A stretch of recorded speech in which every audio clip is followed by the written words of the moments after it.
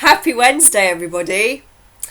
Wow, what a week or so it's been since I last posted. Um, I just want to give a massive shout out and lots of love to everybody all over the world right now who are dealing with the things that are happening. I mean, we know we're leading up to the great shift. We know it's coming. We know it's going to be rough.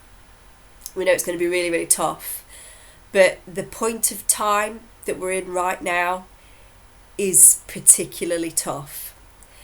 And you see over in America at the moment, there's hurricanes, tropical storms, fires, riots, killings, stabbings, muggings, you name it. I mean, we are literally experiencing end times right now. In other parts of the world, the things that you see happening in Australia with the lockdowns over there. In our country at the moment, they've just brought in this new rule that you can only socialise now in groups of 6, and that's both inside and outside of the house. And it very much feels like in the UK they're gearing up to do another lockdown. Very much so. They're seeding the consciousness. So we're all going to be expecting it. They're putting everything in the media at the moment, which points to the fact that there's probably going to be a curfew first, and then they'll say the curfew didn't work, and then they'll bring in another lockdown. That's the way it feels like it's going in the UK. But I just wanted to ask you all, because I've connected with so many of you over the past couple of weeks through these online sessions. I just wanted to ask you all, are you doing okay? Are you all right? And please, take care of yourselves. This period of time that we're in right now is one of the absolute toughest for light workers, because we're all empaths, we're all very much energy readers, we're all connected to the energy of everything and everyone. So it's very tough for us to go out there at the moment. Very tough. But I just wanted to tell you all that we absolutely have got this. All of the people that I've spoken to all over the world over the past month, they're placed in the darkest places. Their light was needed in that place. And you are placed all over the world like a network of light in the darkest of places. And wherever you are shining bright for all to see. So there is light all over, trust me, in the darkest of places. I've spoken to people this past month in places that you would think, really? Oh my goodness, they're there at the moment. How are they coping with that? But we are. And I know it's tough. God knows I know it's tough. I know it's so hard. But we've just got to keep holding this frequency until the two energies polarize and create enough energy that is opposing, that the two energies can no longer be in the same space anymore, and so they pull apart. That is what we're working towards right now. So we're actually in the middle of a huge chemical reaction right now. And you can literally feel that when you go out into society, that the two forces are just absolutely opposing forces that cannot be in the same space with each other. And I'll give you an example of that. I've got a head cold this week. Of all times, I mean, I get one every year. Happens every year when the kids go back to school. Every year, like clockwork. Normally every year, it's not a problem. Everybody almost congratulates themselves on the fact that they've got a cold. Oh, you got a cold? Yeah. Kids gone back to school, haven't they? Yeah. It's the change in the weather, change in the seasons, all that kind of thing. But no, Not in 2020. You're not allowed to have a head cold because everybody thinks you've got the Rona. You can't go anywhere, you can't sneeze, you can't cough. So like the school run has been a minefield. And I always like to do the school run because I like to drop a little few red pills here and there and try and wake people up. But this week I've not been able to talk to anybody because I can't open my mouth, because if I open my mouth I'm going to cough. I apologise in advance if I cough because it's coming, I'm telling you. And so this week, the school run's been a nightmare, and like there's been beads of sweat running down my back because I've been so anxious about the fact that, oh God, please just hurry up, kids, just hurry up and come out so I can collect my baby and so we can get home. And everybody and their flipping uncles wanted to talk to me this week. Normally, I'm trying to talk to people, connect with people, make eye contact. No one's interested. This week, I've got a head cold and a cough. Everybody wants to talk to me. Oh, God. So anyway, my story is today I had to leave the house. Even though I've been avoiding leaving the house, I had to leave the house today because it's my cousin's wedding today. Now in the UK, you're not allowed to have more than 30 people at your wedding now. So obviously groom 15, bride 15, and we didn't quite make the cut because, you know, cousins. So I had to leave the house to go to the shop to buy him a card, put some money in his card, take it to his house and just have a quick chat with him and wish him well for his wedding day. So I had to go to the store. Anyway, I'm thinking of all the weeks I've got to go to the store. And I've got a cold and a cough and I'm just like, just go in there, just walk straight up to the cards, get your card, pay for it, leave. Anyway, I walk in there and I could feel the tension as I literally walked through the door. Something had gone down before I got in there. Literally, you could feel it. I almost turned around and walked back out again, but I thought, no, it's your cousin's wedding, you've got to get this card. So I walked straight up to the card section. I'm like, oh my God, where's the cards? I just saw a card that had some champagne flutes on the front. I'm like, that'll do. Walked to the kiosk. There's a guy in front of me in a mask that's just taking forever to pay for his goods. Then eventually it's my turn. Anyway, I walk up to the counter and the guy behind the counter takes one look at me. Looks like that, and you know it's coming, don't you? You're like, oh my God. And he goes, be careful. And I went, why? And he said, there's a woman in here and she's shouting at everybody that comes in that hasn't got a mask on. She won't leave. And this other woman just came in to buy a loaf of bread. She didn't have a mask on and they almost ended up having a fight. And I had to get involved. And I haven't got a mask on. I don't have to wear one because I work here behind this shield. But I felt so bad that even I've put a mask on now. So I was like, oh, okay, sauce. Now I know why you've sent me into this shop. So I spent about flipping 15 minutes talking to this guy behind the counter about why he doesn't need to feel pressured into wearing a mask, and how it's not his responsibility to police that when there's people in his shop losing their minds because they're Karens and they mask police and they're scared to death of everybody, including their own shadow. And I could feel the queue building up behind me. I could almost feel like all of the stares of people behind me literally wishing me dead as I'm talking to this guy. And this guy behind the counter felt so much better. He took his mask off and he was like, you're totally right, thank you so much, I feel so much better now. And I was like, no problem. Anyway, left the shop, kept my head down, drove to my cousin's house, gave him his card, wished him well. And as I was driving back to my house, I actually saw the guy from behind the counter in the shop. And he saw me. And as he was driving past, he went like that. And I went like that. And it was just such a wonderful moment in this world of absolute insanity that we are having to be in right now. And the energies are polarizing. everything is building up. And it feels terrible. But we have to cope with that. We have to find a way to cope with that until the split occurs. Now, we know that the end result is worth waiting for.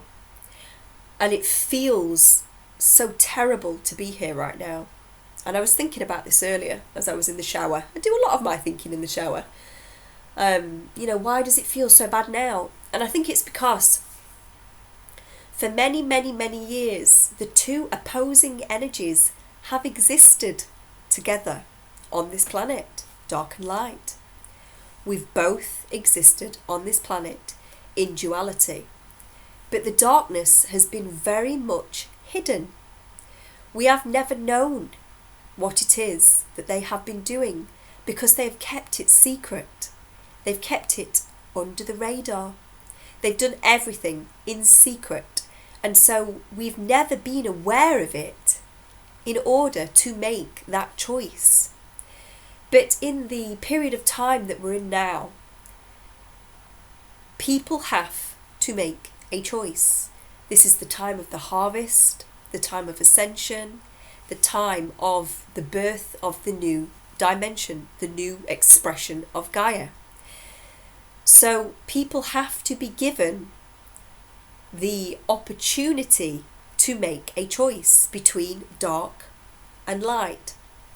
So in order for that to happen, the darkness has to show itself. And so it feels crazy, it feels terrible to be here at the moment, because for the first time in forever, we are being shown who the darkness really is. And it's not that it's just arrived, it's always been here. It's just it hid itself in order to be the darkness. But now it's having to show itself because we're in the time of the great shift. The light will not stand for it, and the light is shining down upon the darkness, and it's causing all of this chaos that you see on the planet. And I really do feel that this time for light workers that we're in right now, it's a very, very difficult time. You know, the energies that are coming in, not only are we having to deal with all of this chaos that's going on outside, but our physical vehicles, our bodies are exhausted because we're having an upgrade. We are actually transitioning from what we are or what we have been to the body that we're going to need when the split occurs. So there's huge transformations happening within our bodies. And I can only liken it to when I was pregnant with my children. You know, you'd start off feeling quite energetic in the morning, and then by dinner time, you were just out of action. You couldn't do anything. You were exhausted. You had to lay down and have a nap. And that's what it feels like now, because there is so much going on inside of our bodies. We are being reworked, rewired. Our DNA is coming online. And there's so many changes happening within our physical bodies. We're exhausted. And it almost feels like we're in this stage, like a caterpillar when it goes into a cocoon. We're in this transitional stage right now, just before the shift, where in this cocoon that we're in, which is the barrier between us and the crazy 3D people, as we transition and our bodies change, when the shift occurs, there's no longer any need for that cocoon, and we come out of it and we're this amazing butterfly, and our entire body has changed. Everything works differently. We have a new physiology because we just stayed quiet in our own frequency bubble, in the knowledge that we're going to New Earth, that everything's going to be fine, that our soul has made this divine choice to transition to this new world. And not everybody has made that choice, but we've chosen to do that. So if you're feeling despair and not fear, but if you're feeling sad that all of this carnage is playing out in the places where you live all over the globe, know that the 3D construct has to fall. It has to collapse. Know that we are caterpillars that are in our cocoons right now, and we're transitioning from the world that we knew into a new world, and this new world requires us to have the body of a butterfly, a new physiology, a new way of being. So every time you feel tired, know that what's happening inside is we are being reworked, rewired, we're getting downloads. Your team is working with you to get you online so that you transition seamlessly when the time of the shift arrives from this one reality that we are experiencing in this meat suit avatar. You'll transition seamlessly into the new reality that requires us to have the new avatar to experience that reality. So, sorry, that's taken 16 minutes to say that. You know what I'm like, but I just wanted to try and give everybody a bit of a boost today because I know it's tough. Now, the session that I wanted to share with you today, I wanted to share it because it's awesome. This client session was a really, really long one, and it had some amazing information in it. My throat is not going to get through that entire session today, so I'm just going to share a section of it, and I will share the other parts of it another time. But I've been really quite poorly this last week. I've had to cancel a couple of sessions right at the beginning of the week, and I had a session last night, and I've got one in an hour and a half's time, so I'm trying to be kind to my voice today in order that I can get through the rest of the sessions that I need to this week. So bear with me, but I'm going to share a good session, a good proportion of this client session because it's great. And I know I've got many people that watch my videos that are really into dragons, so this is another reason why I wanted to share this one this week, because I feel like we need a little bit more dragon energy. I apologise if I drink a lot throughout this video, but I need it. The old vocal cords, whew, they've taken some incredible hammer over the past few weeks.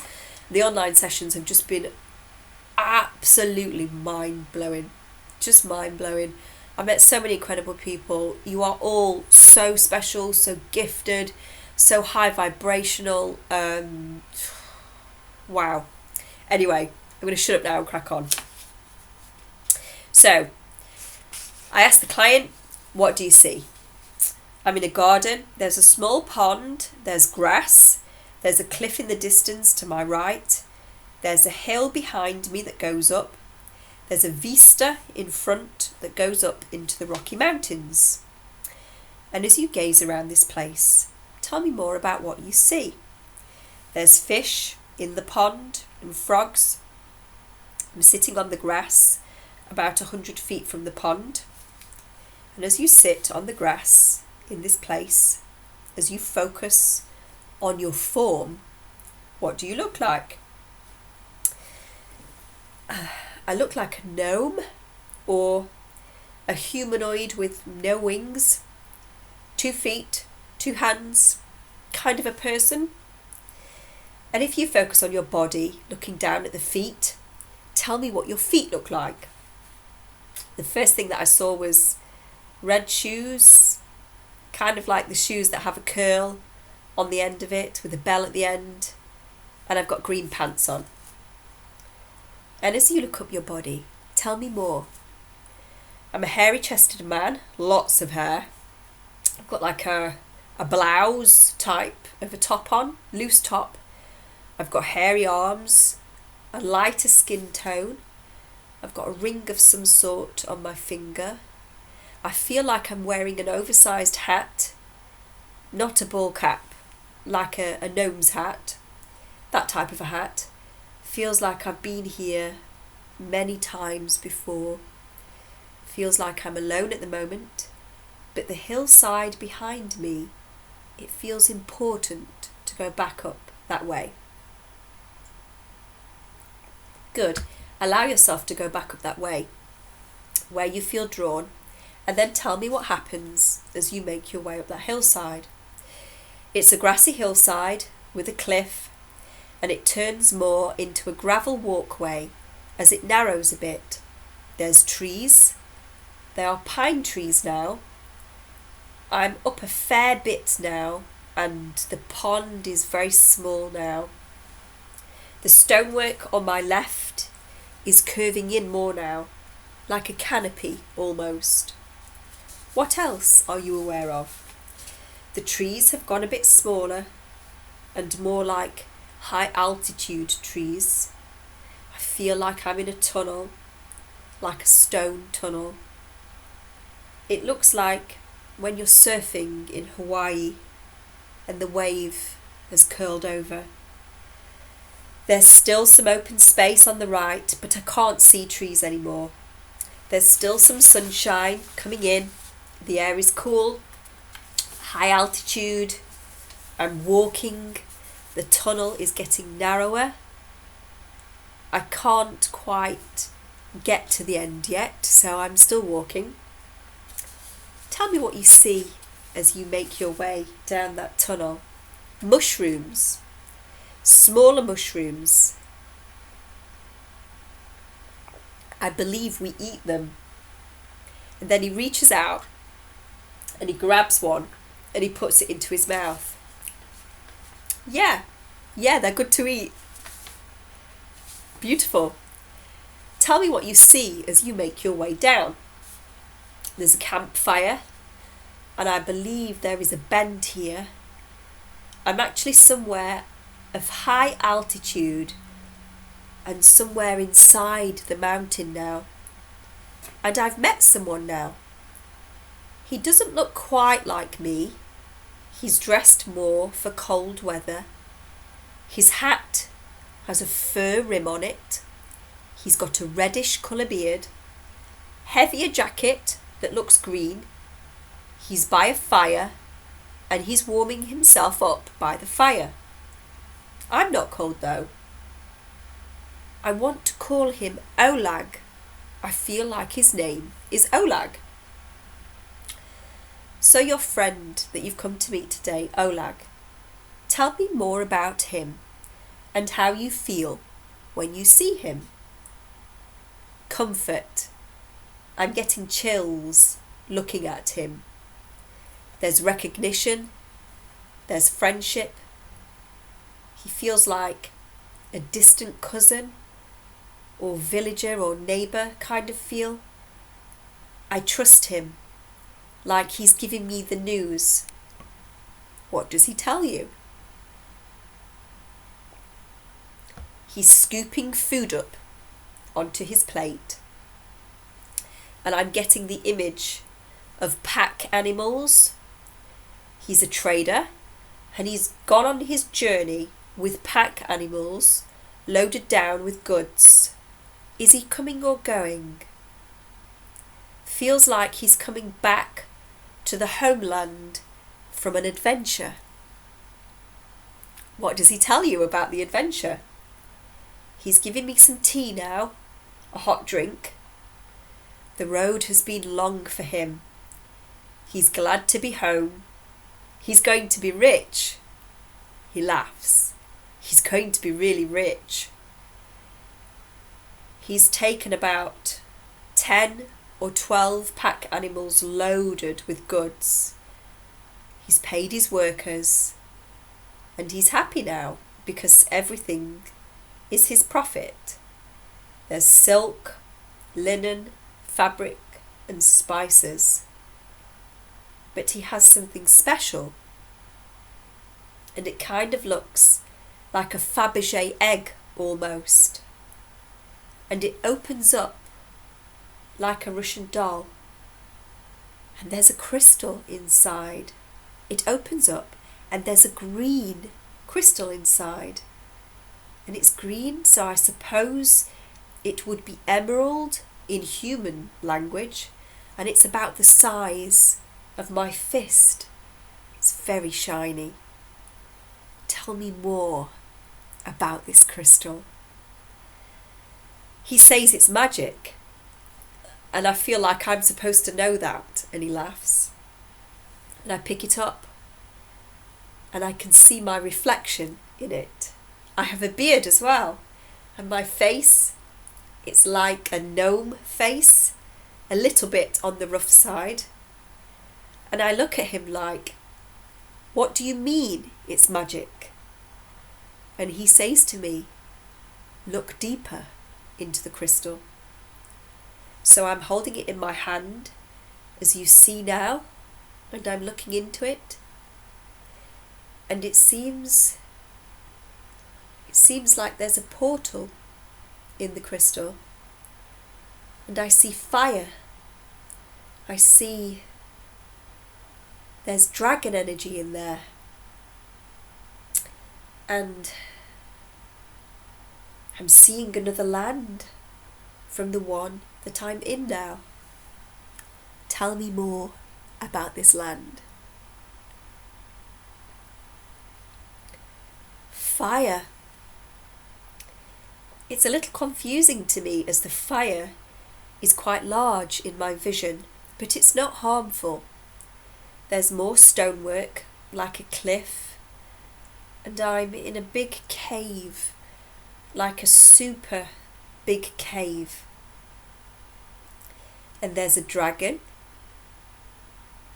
and at this point it feels like he's used this crystal to access the portal that's inside of it, and he has now travelled to this other land that he could see inside of the crystal. Tell me more about that dragon. This is his home, and this is his flame, and it's like I'm visiting his home. How does the dragon feel about that? The dragon is okay with it, but it was unexpected. And now that I'm here, it's okay. The dragon is flying around a little bit, but there's enough room in the cavern. And there's some kind of glyphs on the wall. Tell me more about those glyphs. It's a story. I can only see part of it at the moment. There's humans or humanoids, and it's a story about humans and dragons. And it's his story. He put it on the wall so that people could remember. He's like a carekeeper of it. And he has not left this cavern for a long time. Why does he stay in that cavern? He's showing me the feeling that it's not safe for him to leave. He's showing me green grass, and he misses being outside in the high mountains, the alpine mountains. He's showing me humans walking away from him. The humans have gone down to the valley instead of being high in the mountains. So he is alone. And the humans are afraid of him. So out of love, he stays there, hidden in the mountainside, as he does not want to frighten them, as they have forgotten him. I tell him that his fire is very frightful, and the humans are not okay with it. It looks almost like a campfire. And this fire that he speaks of is like a fire that's external to the dragon, that's outside of the dragon, and it's just there. It looks like a campfire, but it's quite big. And he didn't realise that it was the fire that the humans were scared of. And because of this, he takes this external fire down a notch, and it no longer seems as big or as scary. But he needs this flame. He must keep it. It is his flame. And I feel happy about it now, because it's not as big and scary. And he feels happy about it because he still has this external flame that he needs. And he has not had visitors for a very long time. And he's showing me that there are other dragons in the mountain tops and that they are lonely as well. And do the dragons stay in these cabins in the mountain tops because they fear humans? It's more that they would frighten the humans. And they don't want to do that. The humans would throw rocks and spears. That would not hurt the dragons, apart from the dragons' feelings. So they stay in the caverns in the mountains. He is showing me a spear springing off from his scale. And I feel that the humans have chased him away with stones. That's what he is showing me.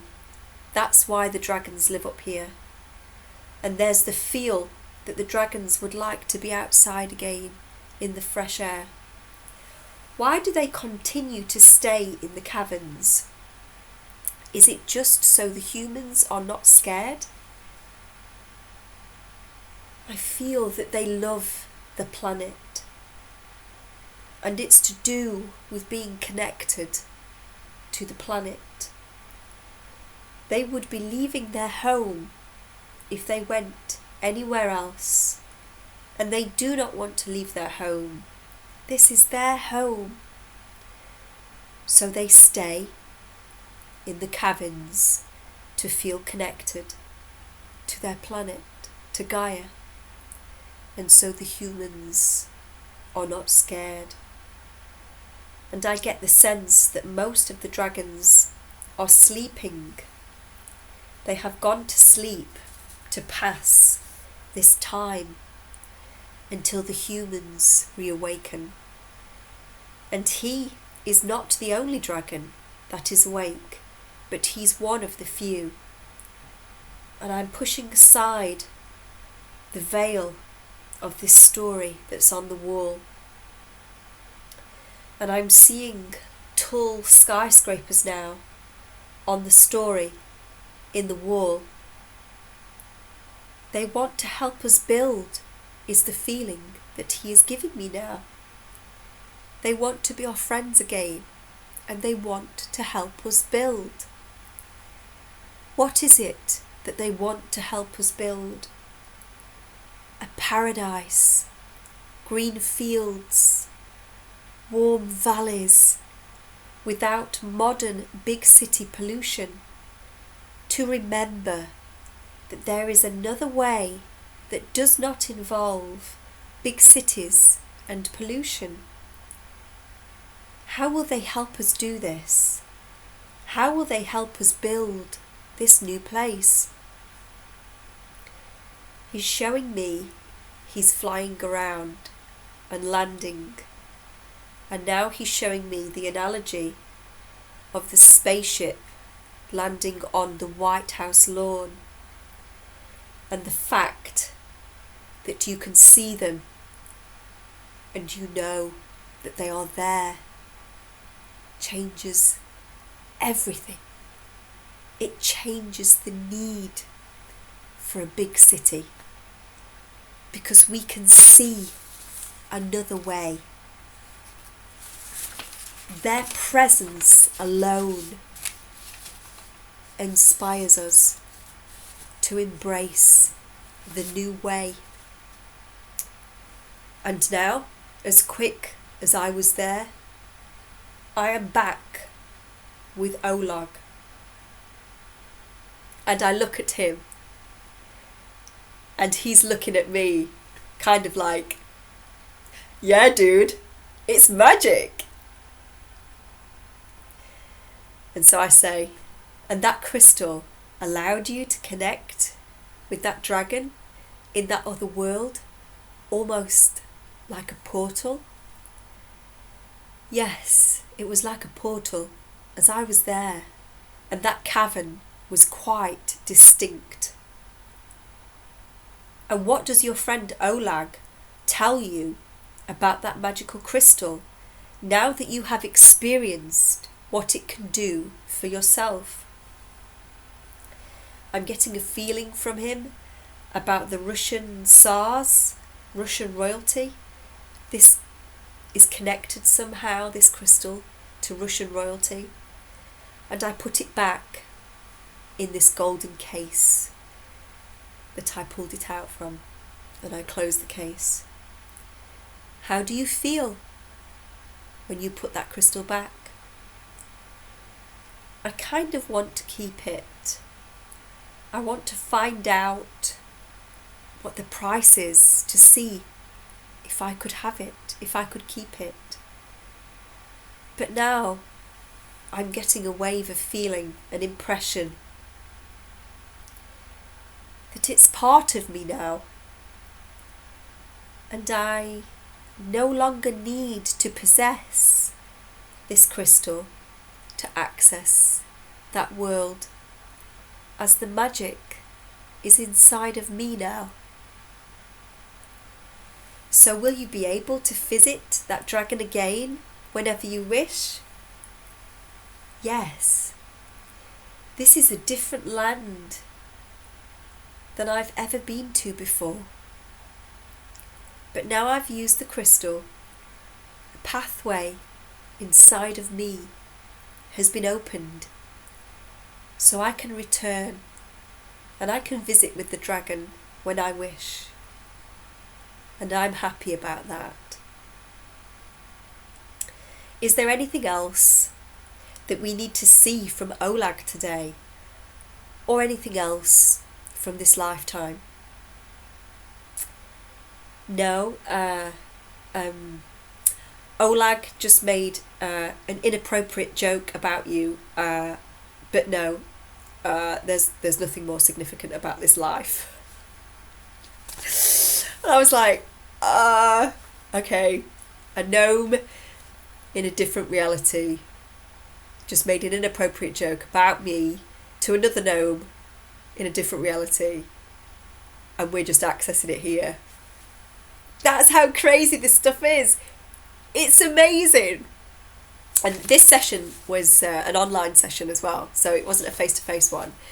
And on the online sessions, I have to use a different technique from Dolores Cannon's quantum healing technique, because we're not allowed as official quantum healers to use that specific script and technique online. So I use a different technique, a very famous, very old technique that many hypnotherapists use. We're all trained in it if you're a clinical hypnotherapist, and many people just adapt that old technique for our own personal requirements. And so that's what I've done. I use this very old technique and I've adapted it myself, so it is my own technique that I'm using online. And the sessions have just been amazing. And you know, all roads lead to Rome. Basically, you know, doing these types of sessions, past life regression sessions, we're taking people into the theta state so that they can access their multidimensional parts, their multidimensional self, so they can go anywhere in space, time, reality, dimension, and connect. So it kind of doesn't matter what technique you use.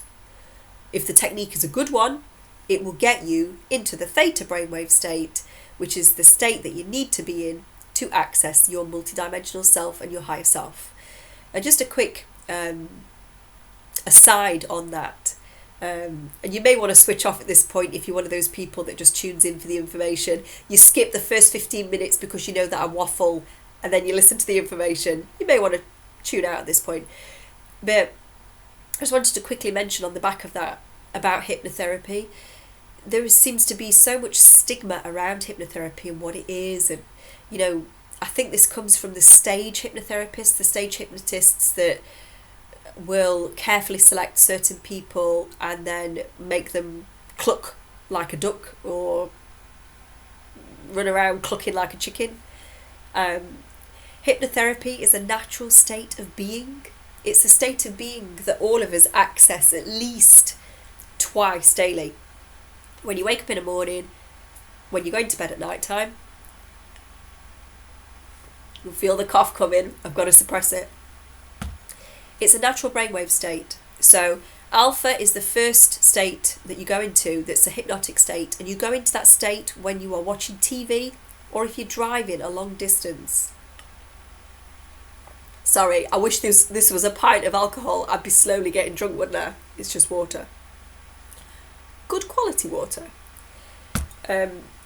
So most of us are in a state of hypnotic trance, particularly in this reality, all day, every day anyway. When we're driving from A to B, people will say, how did you get here today? Oh, do you know, now you've said it, I can't quite remember. That's because you're in a hypnotic state.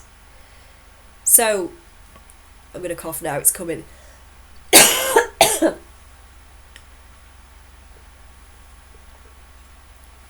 do apologise.